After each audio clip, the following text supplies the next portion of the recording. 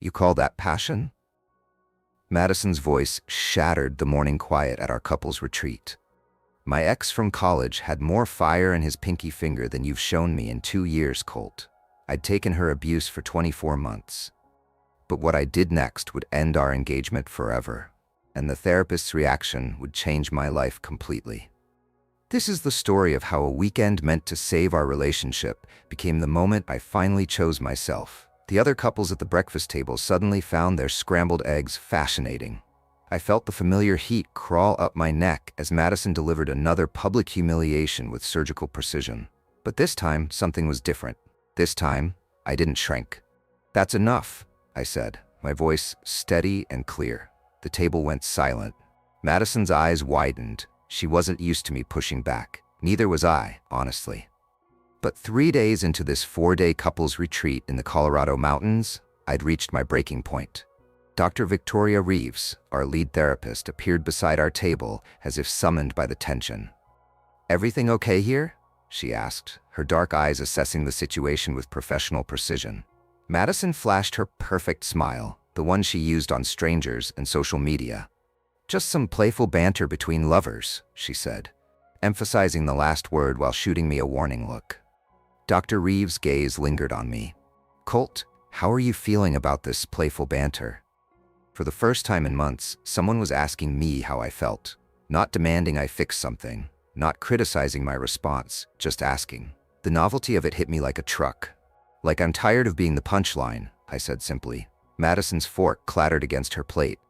"Oh, so now I'm the villain because I don't coddle your fragile ego every second?"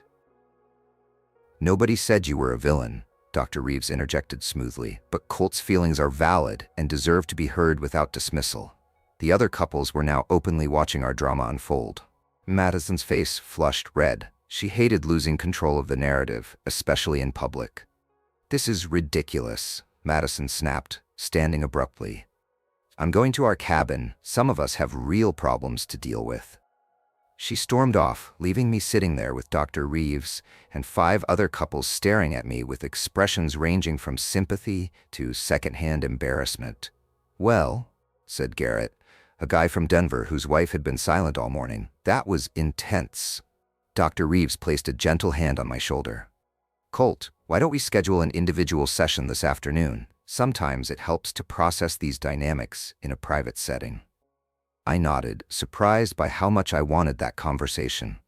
As Dr. Reeves walked away, I noticed something I'd missed before. She moved with confidence, spoke with authority, and treated people with respect. Everything Madison used to do back when we first started dating. The morning group session was brutal. Madison had returned from the cabin with renewed ammunition, determined to prove that our relationship problems were entirely my fault. During the communication patterns exercise, she systematically dismantled every attempt I made to express my feelings. "You see," she said to the group, gesturing at me like I was Exhibit A in a court case. "This is what I deal with, constant sensitivity. I can't even joke around without him taking it personally." "When did affectionate teasing become public humiliation?" I asked quietly. The question hung in the air like a challenge. Several of the other men shifted uncomfortably. They recognized the dynamic. Dr. Reeves leaned forward. "That's an excellent distinction, Colt.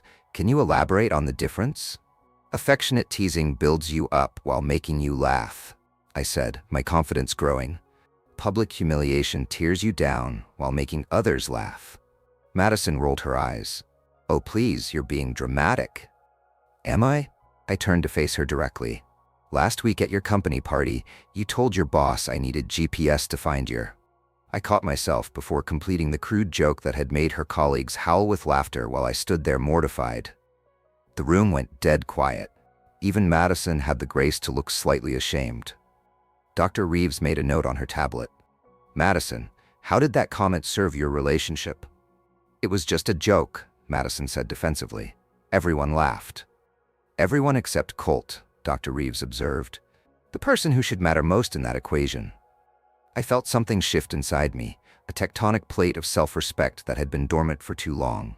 For the first time in 2 years, someone was calling out Madison's behavior instead of expecting me to just take it. The session ended with an assignment. Each couple had to write letters to their younger selves, offering advice about relationships.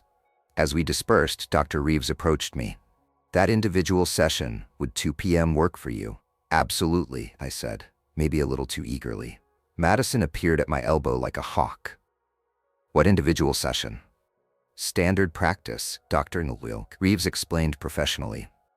"Sometimes partners need space to process their own emotions before working on couple dynamics." Madison's smile could have cut glass.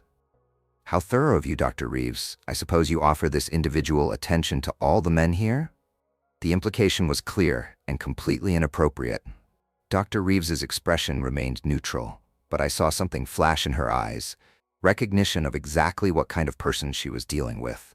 "I offer individual sessions to any participant who requests them," Dr. Reeves replied evenly. "It's part of comprehensive relationship therapy." As Dr. Reeves walked away, Madison grabbed my arm. "You're not seriously considering this, are you? It's obvious what she's doing." "What exactly is she doing?" I asked, genuinely curious about Madison's interpretation. "She's targeting you, playing the supportive woman to contrast with the supposedly difficult fiancé. It's textbook homewrecker behavior." The accusation was so absurd I almost laughed. Or maybe she's just doing her job, treating me like a human being deserving of respect. Madison's grip tightened. "Don't you dare turn this around on me. I've supported you through everything. Your career changes, your family drama, your insecurities." "Supported me?" The words came out sharper than intended. "When was the last time you said something positive about me? To me or about me?" She opened her mouth, then closed it, clearly scrambling for an example. The pause stretched long enough to prove my point. "That's what I thought," I said quietly. The individual session changed everything. Dr. Reeves's office was warm and inviting. Leather chairs, mountain views, and an atmosphere that encouraged honesty. For 45 minutes, I talked about the man I used to be before Madison's constant criticism had worn me down. "You mentioned you were different when you first met," Dr. Reeves said, leaning back in her chair. "Tell me about that version of yourself." "More confident. I had opinions and wasn't afraid to express them. I made decisions without second-guessing every choice. I actually believed I had something valuable to offer." "What happened to that confidence?" "Death by 1,000 cuts," I said, surprising myself with the raw honesty. "Every decision questioned, every preference mocked, every attempt at leadership shot down. After a while, it was easier to just..." Bang! The office door flew open. Madison stood there, face flushed with rage. "Sorry to interrupt your private consultation," she hissed, "but checkout is tomorrow, and you haven't even started packing." Dr. Reeves stood smoothly, her professional demeanor unshakable. "Madison, individual sessions are confidential space that require, and giving your personal number to engaged men is professional boundary crossing." Madison's voice cut like ice. The room went dead silent. "This was war. I provide emergency contact information to all participants experiencing emotional distress," Dr. Reeves replied calmly. "It's standard protocol." Madison's laugh was bitter. "Standard protocol, right?" She turned to me. "5 minutes, Colt, then we're leaving." The door slammed behind her with enough force to rattle the mountain landscape photos on the wall. But why would someone do that to a person they supposedly love? Usually, because they need to feel superior to feel secure. Your confidence threatened whatever narrative she'd constructed about herself. The insight hit like a lightning bolt. Madison's behavior had escalated dramatically after my promotion to regional manager 6 months ago. The very success she claimed to want for me had triggered her most vicious attacks. "She told me last night that successful women intimidate weak men," I said. "Said I needed to step up or step aside." Dr. Reeves's eyebrows rose slightly. "And how did that make you feel?" "Like I was failing some test I didn't even know I was taking." "Colt, successful partnerships celebrate each other's achievements. They don't use them as weapons." We talked about boundaries, about recognizing manipulation tactics, about the difference between constructive feedback and systematic demolition. By the time our session ended, I felt clearer than I had in months. If you're already rooting for Colt to find his backbone, smash that like button and let me know in the comments. Have you ever had someone try to make you feel small? What was your breaking point? "I'd like to continue these conversations," Dr. Reeves said as I prepared to leave. Not just for therapy, you're an insightful person going through a difficult situation. Sometimes it helps to have someone in your corner. She handed me her business card, writing her personal cell number on the back. For emergencies, or if you need to talk through something urgent. The gesture felt significant, though I couldn't exactly say why. As our fingers brushed during the handoff, I felt a jolt of connection I hadn't experienced in years. "Thank you," I said, meaning it more than she probably realized. Walking back to the cabin, I found Madison waiting with her arms crossed and fire in her eyes. 45 minutes, she said. 45 minutes of God knows what kind of unprofessional nonsense. We discussed communication patterns and... "I don't want to hear your lies," she interrupted. "I saw her give you her number, Colt. Don't insult my intelligence by pretending this is about therapy." The accusation stung because it wasn't entirely wrong. There had been something more than professional in that interaction. But Madison's attack felt like more projection than legitimate concern. But what Madison was planning next would shock everyone at the retreat, including me. She thought she had one final card to play. She was wrong. Even if there was attraction, which I'm not saying there is, when was the last time you made me feel wanted? I asked. When did you last touch me without criticism? Compliment me? Make me feel like you actually like who I am? Madison's face went through several emotions before settling on righteous indignation. So this is about her. You're having an emotional affair and blaming me for it. This is about us, I said firmly. About how we treat each other. About whether this relationship makes either of us better people. Fine, Madison snapped. Let's see how much better you feel when she moves on to the next broken man who needs fixing. That evening's group session focused on appreciation exercises, partners sharing what they valued about each other. The other couples offered genuine compliments mixed with gentle concerns. When our turn came, Madison went first. "I appreciate Colt's reliability," she said, like she was describing a household appliance. "He's consistent and stable." Damning with faint praise while making it sound generous, Dr. Reeves caught it immediately. "Madison, can you share something about Colt that makes you feel proud to be with him?" Madison's pause stretched uncomfortably long. "He's hardworking?" The question mark in her tone made it clear she wasn't even convinced of that. Around the circle, other participants looked uncomfortable. Dr. Reeves made another note. "Colt, what do you appreciate about Madison?" I could have been petty, could have mirrored her lukewarm assessment. Instead, I chose honesty. "I appreciate Madison's ambition and drive. She knows what she wants and goes after it. I used to find that inspiring." "Used to," Dr. Reeves prompted gently. "Now it feels like I'm just an obstacle to whatever she really wants." Madison's face flushed. "That's completely..." "Please let Colt finish," Dr. Reeves interjected. "I don't think Madison respects me anymore," I continued. "Maybe she never did. Maybe I was just convenient until someone better came along." The words hung in the air like a bomb. Madison looked around the circle, seeing the sympathetic faces staring back at her, and something in her composure cracked. "You want to know what I don't appreciate?" Madison's voice exploded across the circle. His complete lack of backbone, his inability to take charge of anything, his pathetic... "Madison, please," Dr. Reeves started. "No." Madison shot to her feet, pointing at me like I was garbage. 2 years I've tried to make him into a man. 2 years of hoping he'd grow a spine, show some passion, be someone worth respecting. The room was dead silent. Other couples stared in shock. "And this is what I get? Him drooling over the first woman who shows him basic attention? Pathetic." She grabbed her purse and hurled it at the wall. Contents scattered everywhere. Lipstick, keys, phone clattering across the floor.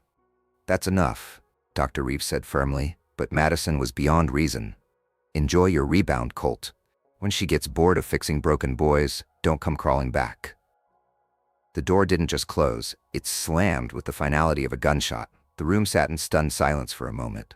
Then Dr. Reeves spoke. "Well, that was certainly direct communication." A few people chuckled nervously.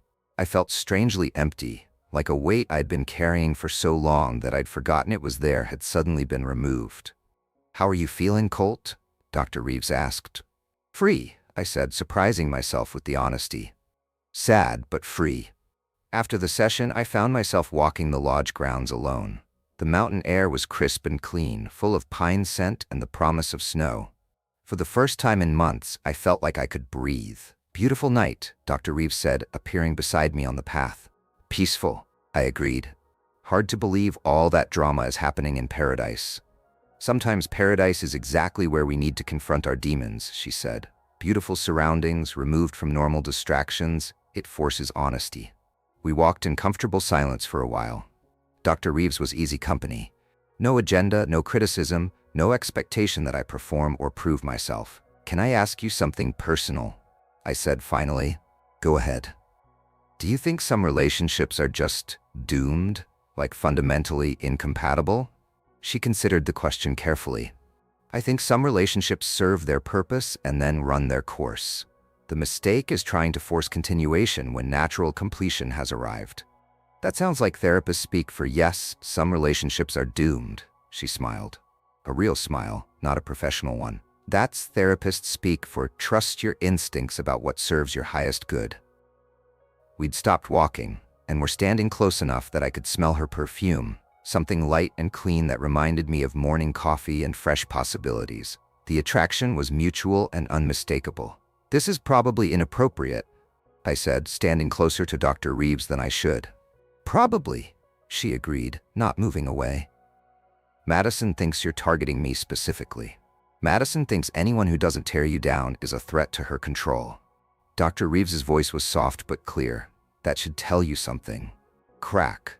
A branch snapped behind us. We spun around to find Madison emerging from the shadows like a predator. "How predictable," she said, her voice dripping venom. "The devastated fiancé seeking comfort from the homewrecker therapist. Do you people read from a script?" "Madison," I started. "Save it." She turned to Dr. Reeves. "Very professional, doctor. I'm sure the licensing board would be fascinated by your therapeutic methods." Dr. Reeves remained calm. "You're upset, which is understandable, but accusations of professional misconduct are serious matters that require—" "Spare me the legal disclaimers," Madison snapped. "I know what I saw." "What exactly did you see?" I asked, genuinely curious. "Two people who think they're being subtle about their mutual attraction. It's embarrassing for everyone involved." The accusation hung between us like a challenge. Dr. Reeves looked at me, waiting to see how I'd respond. Madison stood there with her arms crossed, certain she'd caught us in some kind of scandal. "You know what, Madison?" I said, my voice steady and clear. "Even if Dr. Reeves and I were attracted to each other, it would still be more respectful than anything you've shown me in months." Madison's jaw dropped. "Excuse me?" "You heard me. A hypothetical attraction based on mutual respect is healthier than an actual relationship built on constant criticism." "So you are admitting it," Madison said triumphantly. "I'm admitting that being treated like a worthwhile human being is so foreign to me now that basic kindness feels revolutionary." Dr. Reeves watched our exchange with professional interest, like she was studying a particularly complex case study. "This is insane," Madison said, turning to Dr. Reeves. "Are you going to just stand there while he throws away 2 years for some fantasy?"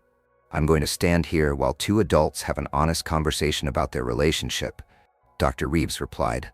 "Something that apparently doesn't happen often enough." Madison's composure finally cracked completely. "Fine, fine. If you want to blow up everything we've built for some midlife crisis fantasy, go ahead, but don't come crawling back when reality hits." She turned and stalked toward the lodge, leaving Dr. Reeves and me alone under the stars. "That was intense," Dr. Reeves said after a moment. "That was Tuesday," I replied, surprised by my own calm. She laughed, a genuine, delighted sound. "You're handling this with remarkable composure. 2 years of therapy will do that to you. Either you break or you learn to bend." "Which one are you doing?" I considered the question. "I think I'm finally learning to stand up instead of bend over." The next morning brought our final day and the retreat's most challenging group session. Madison sat across the circle from me, her posture rigid with barely contained rage. She'd clearly spent the night planning her offensive. "Before we begin our closing exercises," Dr. Reeves announced, "I want to address something that came up last night. Occasionally, participants develop feelings for staff members. It's a common psychological phenomenon called transference." "Is that what we're calling it?" Madison interrupted. "Transference?" Dr. Reeves continued smoothly. When someone is in an emotionally vulnerable state, kindness and professional support can feel like romantic attraction. It's important to distinguish between therapeutic connection and personal feelings. I felt my face flush. Was she suggesting my feelings weren't real? That I was just projecting onto her because I was damaged? However, Dr. Reeves continued, meeting my eyes directly, sometimes genuine connection transcends professional boundaries. The key is handling it with integrity and honesty. Madison made a sound of disgust. Oh, please. This is textbook predatory behavior. What's predatory, said Garrett, the guy from Denver standing up from his chair, is systematically tearing down your partner's confidence for 2 years. Actually, said Donovan, also rising, we need to talk about this. Other men from the retreat approached our circle, even quiet Stephen, who hadn't spoken all weekend. We've all heard it, Garrett continued, his voice carrying authority. The constant put-downs, the public humiliation. It stops now. Madison's face went white. Excuse me? You heard him, said Donovan firmly. We're tired of watching you destroy a good man. My wife used to do the same thing, added Stephen quietly. Constant criticism, public humiliation. I thought it was normal until I saw it from the outside. It's emotional abuse, Donovan said bluntly, and we've all been too polite to call it what it is. The support from these men, strangers who'd become allies, hit me like a tsunami of validation. Madison looked around the circle with growing panic. You people don't know anything about our relationship. We know what we've seen, said Donovan, and it's not pretty.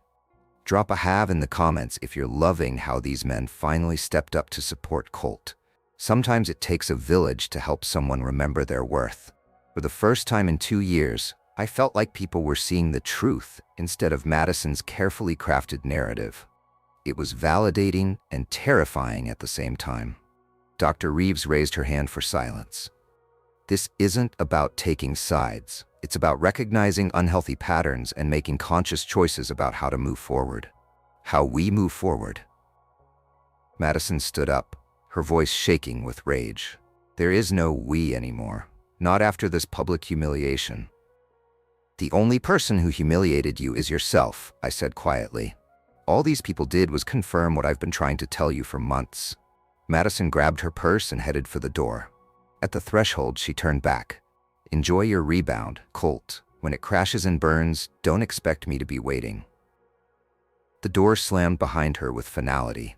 The final exercises focused on individual goal setting rather than couple work. I wrote about rebuilding confidence, learning to trust my instincts again, and finding someone who enhanced rather than diminished my best qualities. As the retreat officially ended and couples began their departures, Dr. Reeves approached me one last time. I have a confession, she said. This retreat was supposed to end with you going home to work on your relationship. But some relationships aren't worth saving. Some people need permission to walk away from something that's slowly destroying them. I looked around the beautiful lodge, at the mountains that had witnessed my transformation over the past 4 days. So what happens now? I asked. Dr. Reeves smiled. Now you remember who you were before someone convinced you that you weren't enough. She handed me another card. Not her professional one this time, but a personal one with just her name and number. When you're ready to explore what healthy connection actually feels like, she said. I pocketed the card, feeling its weight like a promise. Thank you, I said, for seeing me. Thank you for being worth seeing. Driving home alone in my car, Madison had caught a ride with another couple. I felt lighter than I had in years. The mountain air filled my lungs as I rolled down the windows and turned up the music. My phone exploded with texts as I hit the highway. You'll regret this. She'll dump you in a week. I'm posting everything on social media. Your family will know what kind of man you really are. Then, a photo. Madison kissing some random guy at a roadside bar with the caption, "Upgrade complete." I stared at the image for exactly 3 seconds. Then I blocked her number and drove toward my new life. For the first time in 2 years, I wasn't driving toward someone who would criticize my route, my speed, or my choice of radio station. I was driving toward possibility. My phone buzzed with a text from Dr. Reeves. Remember, your worth isn't determined by someone else's capacity to recognize it. I smiled, saving the message. Then I called my brother, whom I hadn't spoken to in months because Madison found him immature and distracting. "Colt," he answered enthusiastically. "How's the couples retreat going?" "It's over," I said, in more ways than one. "Everything okay?" "Everything's perfect," I said, meaning it for the first time in longer than I could remember. The highway stretched ahead, full of possibilities I was finally brave enough to explore. In my rearview mirror, the retreat center disappeared around a mountain curve, but the confidence I'd rediscovered there came with me. Madison was right about one thing. I had changed. I'd remembered what it felt like to be treated with respect, to have my thoughts valued, to be seen as more than a collection of flaws to be corrected. Some people called it a rebound. I called it remembering who I was before I forgot. If watching Colt reclaim his self-respect gave you the confidence boost you needed, smash that subscribe button and let me know in the comments. Which moment hit hardest? When he finally stood up to Madison at breakfast, or when Dr. Reeves validated what he'd been feeling all along? Subscribe for more stories about people who chose their self-worth over toxic relationships, and hit that notification bell so you never miss the moment someone finds their backbone. Comment below. Have you ever been in a relationship where you forgot who you were? What was your wake-up call? Your story might be the encouragement someone else needs to choose themselves. 2 weeks later, I sent Dr. Reeves a text. Coffee? No therapeutic agenda. Just two people who appreciate good conversation. Her response came immediately. I know a place with excellent mountain views. As I drove toward our first official date, I realized Madison had given me an unexpected gift. She'd shown me exactly what I didn't want in a partner, which made recognizing what I did want crystal clear. Sometimes the best thing someone can do for you is remove themselves from your life. It creates space for people who actually deserve to be there. If this story resonated with you, make sure to subscribe to our channel for more content about reclaiming your confidence and building healthy relationships. Leave a comment sharing your own experiences. Your story might help someone else find their way back to themselves. I've got 2 more videos lined up that I know you'll find valuable. Click on them when you're ready to continue this journey of self-discovery and authentic connection. See you in the next story, where we'll explore what happens when people finally choose themselves over staying comfortable in dysfunction.